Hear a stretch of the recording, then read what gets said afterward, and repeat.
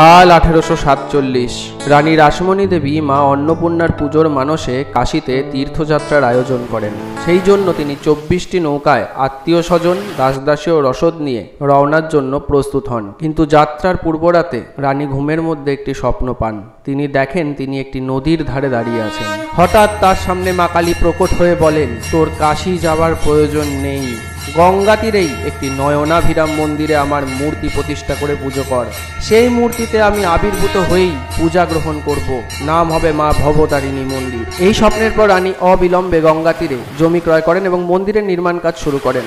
1847 সালে এই বিরাট মন্দিরের নির্মাণ কাজ শুরু হয়, শেষ হয় 1855 সালে।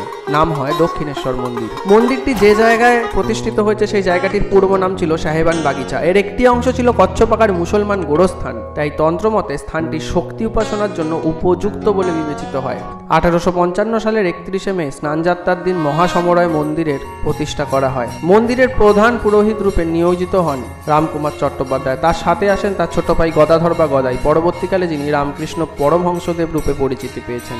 মন্দির প্রতিষ্ঠিত হবার পরের বছর রামকুমার দেহত্যাগ করেন, তখন শ্রী রামকৃষ্ণ মন্দিরের প্রধান পুরোহিতের জন্য নিয়োজিত হন।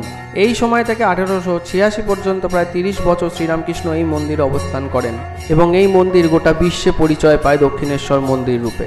জয় মা কালী।